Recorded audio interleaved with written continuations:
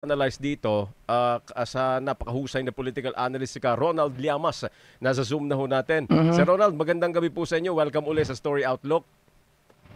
Magandang gabi, Ricky, at sa lahat ng iyong tigapakinig. Opo.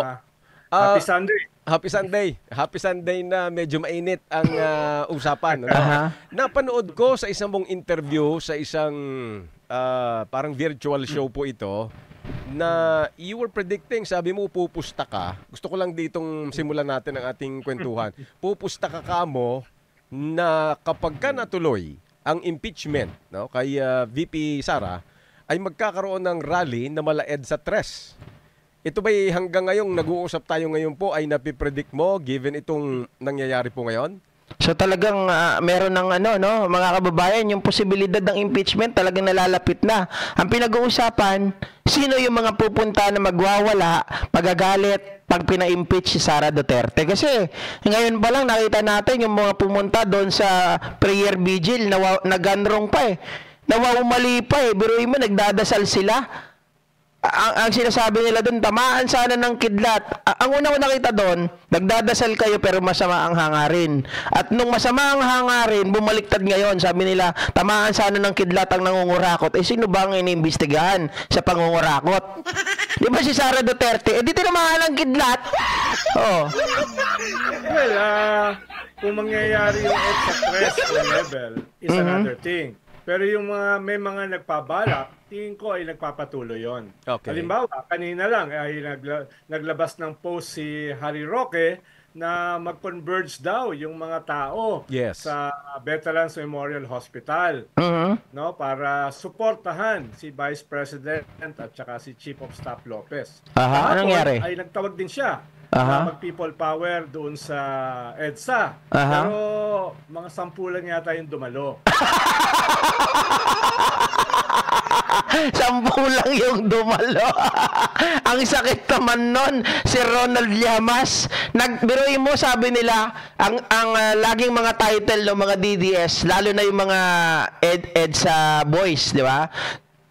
Sabi nilang ganon, ang laging nakikita ko sa title, isang personalidad pumunta, umattend, mga ganon, mga nila, isang mahalagang personalidad, isang malaking personalidad. Ganyan lagi yung mga sinasabi nila sa kanilang mga title, thumbnail.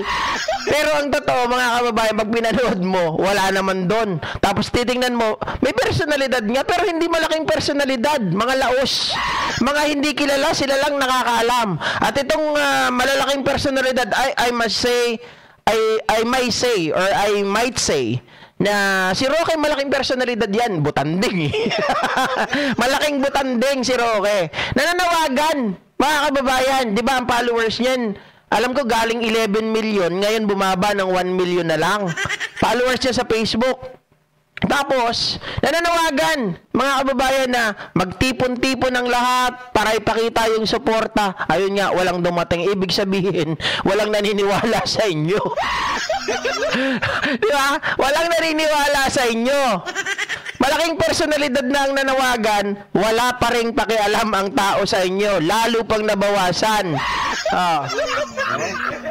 Meron din kagabi at ngayon sa Davao naman, isang candlelight prayer rally sa Rizal Park sa Davao City.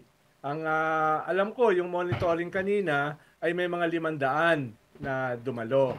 So may mga ganung mga plano going dito sa possible impeachment na mukhang lumalaki ang possibility dahil dito sa latest na pangyayaring ito na no less than the President, the First Lady, and the Speaker ay na-threatened with assassination. No?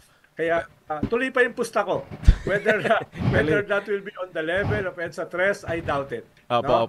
Pero may magpaplano. May magpaplano. Pero nabanggit mo, Sek, na mas lumakas ang possibility. So hindi mo pa nakikitang matutuloy ito? Kumbaga sa ngayon, kumbaga hindi ka pa rin 100% sure na magkakaroon nga ng impeachment? Well, walang 100% na sure, no? Pero yung probability ay lumalaki. Okay. Lalo na ngayon.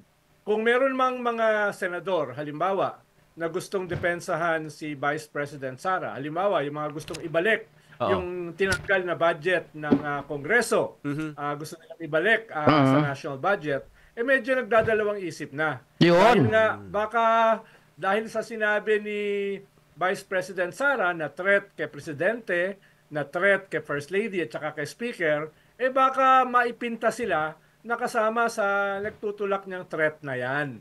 Correct, mga ka-GP Natics. Ang downside niyan, sa madaling sabi, pag sila ay naisama doon, nadamay, lalo na yung mga alanganin. Kita nyo si Marcoleta, suicidal na. Di ba? So, suicidal na si Marcoleta, sila Bato, mga kababayan. Akala nila sa pagharap nila doon, si Bongo, pagharap nila doon sa pagsama nila kay Sara, kay Zulaika, ay makakapagpatibay sa kanilang run. Di ba? Sa Senado. Bagkos, mga kababayan, lalo kayong lulubog dyan. Kay General Torre lang, wala na kayo Talagay sa spot, yung ilang mga sympathizers ni Vice President Sara mismo sa Senado. No? Lalo na nung naglabas ng statement ang Armed Forces of the Philippines, League of Municipalities, ang Philippine National Police, etc. So, medyo hindi gaganda yung itsura ng mga supporter ni Vice President Sara or mga sympathizer, kahit hindi supporter, dahil dito sa statement ni Vice President Sara. Kaya hindi nakatulong. Hindi nakatulong ito sa kanya mga sympathizers. Talaga naman mukhang marami, hindi lang ikaw ang nagsasabi nga na medyo baka nga hindi nakatulong ito. Pero tulungan na kaming maintindihan ito, no? Sir Ronald, no?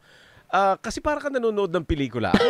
Para ka nanonood ng pelikula. Ito, no? Yung miniseries. Ito malalaman nyo na ngayon dito na it really affirms yung sinasabi ko na wala talagang sakit itong si Zulaika Lopez. Hindi ko kasi mahanap yung video Pero narinig ko na yun sa isang video, kaya lang nandoon siya sa bulk ng isang video. Kumbaga, napakahabang video, hindi ko mahanap kung saan yung pwesto. Kaya hindi ko maparinig sa inyo. Ito na lang si Llamas ang mag-a-affirm sa inyo. TV series. Kasi di ba ganun na nakikita nating mga plot, no? Parang may threat sa security sa isang opisyal at kaya siya ililipat dahil nga sa threat na yon. Ayun. But possible na may nagdududa rin. Ang threat kasi diyan, yung kausapin ni Sara Duterte, or baka mamaya, mga kababayan, may mangyaring hindi maganda kay Zulaika. Kasi ang iniisip ko yan, when you use the word threat, it could be, pwede kasing sabihin, mga kababayan, na si Sara Duterte nandoon sa premise ng house, may mangyari sa kanya hindi maganda. Pangalawa, baka may mangyaring hindi maganda dito kay Zulaika. In what manner? Halimbawa, ayaw nilang magsalita, baka maging bombshell. Baka mamaya ang gawin dito ay di ba? Patayin. Hindi ko alam kung anong pamamaraan ang pwede nilang gawin para palabasin, mga kababayan, na ito ay kagagawan ng house. Or sabihin, pinagplanuhan talaga, mga kababayan, o pinabayaan ng house na mangyari ito. Alam na nilang may sakit, kinontempt na nila. Basic. Yung gano'n, yung pagkakaunawa ko. That the very people, officials na nakadikit sa kanya, yun ang threat. Kasi kumbaga parang laglaga na, di ba? Aminin mo natin o hindi, ganun na ang sitwasyon, di ba, Sek? Anong basa mo rito? Paano yung mga nakikinig nanonood sa atin ngayon na medyo naguguluhan kasi syempre video clips, ganyan-ganyan, putol-putol. Paano natin iintindihin ito, Sek? Well, una, kaya nagsimula ito dahil yung pinapatawag yung Vice President ayaw dumalo. Yes. Kaya, correct. Sa hearing para pag-usapan yung napakalaking hundreds of millions na confidential at intelligence fund niya, kung paano ginastos. Lalo na naglabas ng notice of disavowal ang Commission on Audit. So yan yung pinanggagalingan niyan Ayaw humarap nung Vice President ni ayaw mag-take ng oath Right. to tell the truth and nothing but the truth to help her God. Yes. So, ang pinatawag ngayon, yung kanyang mga staff. Right. At dahil yung mga staff medyo nakakabulol-bulol at medyo naiipit sa kanilang mga contradictory statement, naasar yung Kongreso at pinakontempt yung Chief of Staff. Dahil sabi ng Chief of Staff, hindi ko alam kung saan napunta yung mga pera. Hindi ko alam kung sino si Piatos. O hindi ko alam kung sino si Villamin. Na nakapirma sa lahat ng mga cheque. Paano nangyari na nakapaglibot sa buong Pilipinas na ibigay yung mga pera in less than a day? Yeah. Correct. Yan yung sinasabi ko sa inyo mga kababayan. When they got, when they withdraw the 125 million, within the day, ay na-disburse po yung pera doon sa 7 lugar sa Mindanao. Wala ang ano niyan, ang siste niyan, kahit eroplano, wala po silang gamit daw na eroplano. Paano mapupuntahan yung 7 lugar sa Mindanao, coming from Manila, papunta sa Mindanao, 7 yun. Sabi nga nung kahit 7 lugar sa Mindanao na may eroplano kang gamit, hindi mo yan matatapos sa buong araw. Yun pa kaya na wala kang eroplano? Ay sabi ko, hindi, madali lang yan. Meron silang portal. Pag pindot dito, nandun na kaagad. Diba? Sabi nung iba, pwede naman kasing GCash. Pwedeng bank to bank, urur. Ano mga palusot nyo? Kailangan ng pirma, kailangan ng presensya. Tapos sasabihin nyo, GCash, transaction, bank to bank. So, tapos nasaan yung ibang staff na pinapatawag?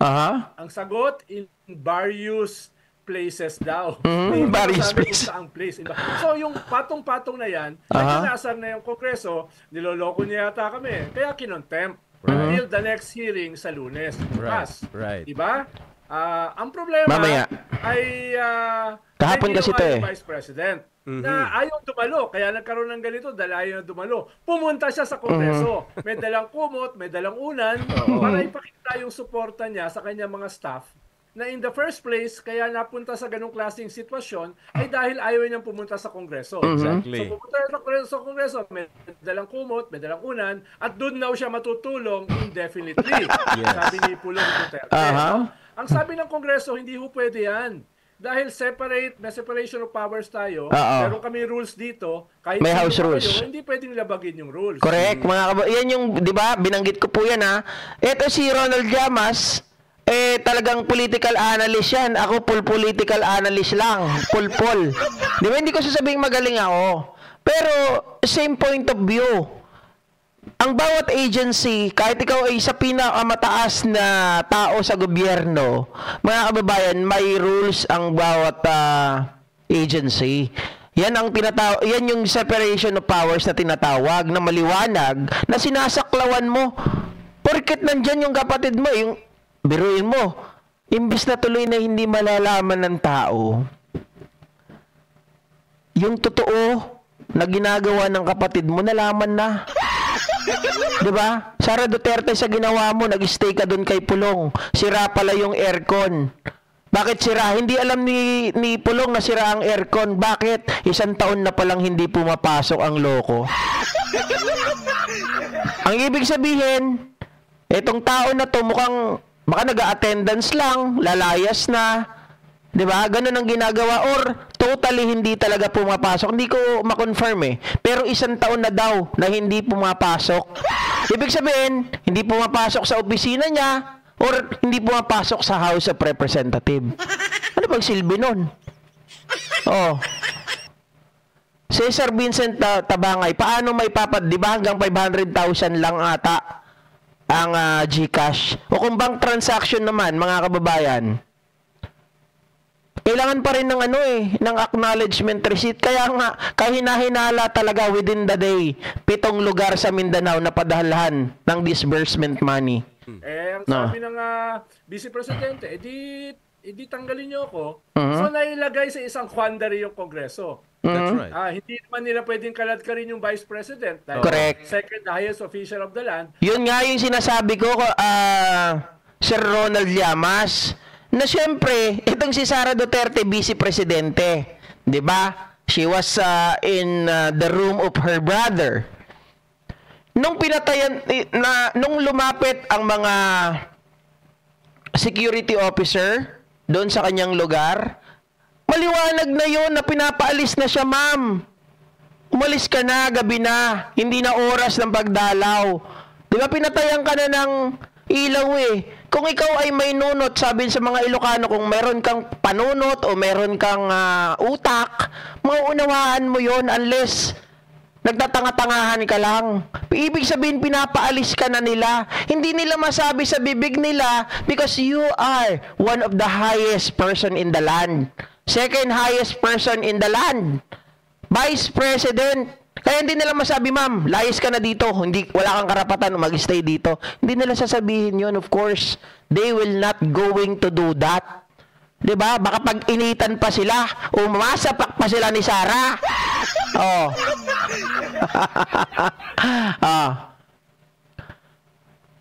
At the same time, ay hindi naman nila pwedeng payagan na labagin ninyo kanilang mga rules. Mapapaya naman yung Kongreso. Kaya at a certain point, siguro, nagpasya sila para hindi naman sila damn if you do, damn if you don't, lumabas sila sa ganong klaseng sitwasyon. Tama. Ang sabi nila, sige, dadalhin na lang namin sa correctional. Kung gusto mo siyang samahan, edi samahan mo sa preso. Parang ganun yung nangyari. Doon na nagwala yung Vice President. Doon na siya naging unhinged. Doon na nakita natin yung meltdown. Right. Nagwala siya. At doon nagsimula yung kanyang mga banat, yung mga threats sa presidente, sa speaker, at saka sa Kwan. At yun na nakikita natin ngayon. Right. Kaya ang naging resolution, sige, dalhin sa ospital dahil nagsusuka raw. Ang problema, nung dinala sa ospital, sa St. Luke's at sa Veterans Memorial Hospital, normal naman pala lahat. Huli, mga kababayan. Diba? Yun na nga lang yung picture kanina na sinasabi ko eh. Di ba? Ito yung picture kanina eh. Ito yung nagpapatunay na noon pa lang, simula't simula, yung arte lang ni Sara yun. Tingnan nyo si Zelaika. Oh, inaayos pa yung aircon. Nakakatayo ng maayos. Anong nagsusuka dyan? Anong masakit ang likod dyan? Pwedeng nakakaramdam ng sakit kasi matagal siyang naupo doon sa hearing sa nung siya po ay nagpunta. Pero hindi yan totally sakit. Ayan nga oh. Tingnan mo, tinitingnan pa ni Sara. Uy, ano yan? Ang laki ng puwet. Diba? Oh. Yan maliwanag wala pong sakit si Zelaika. Hindi siya nagsusuka. Wala siyang problema sa back pain. Kaya nga biglang sabi ni Sara Duterte, mga kababayan, magsasampa raw siya ng kaso. Di ko masyadong makuha yung context na ito daw ay homicide. Ma'am Eva Renarita, good morning po. Wawang Aga, GP, good morning. Di ba? Wala na, huling-huli na talaga. Wala nang magagawa ito si Sara. Meltdown na. Hindi ko alam kung paano nila gagawa ng paraan to. So see you mamaya mga ka-GP natin. Sana hindi po ako makatulog. Pag nakatulog ako, nood na lang po muna kayo sa iba. Kasi yan ang oras ng tulog ko. 5 o'clock hanggang 10 o'clock tulog ko yan. Night person ako eh. Thank you so much once again guys. Mag-ingat po tayo palagi at magsama-sama tayo. Huwag kalimutang magdasal. Ay pagdasal natin na maayos na ang utak nito ni Sara. Pagdasal natin na ang presidente natin ay manatili, mga kababayan, na masigasig, manatili po na maging matibay. Diba? Ipagpatuloy ang kanyang mabuting hangarin at sana yung mga nakapaligid sa kanya gumawa na kayo ng action para hindi mahuli ang lahat. Bye guys! See you!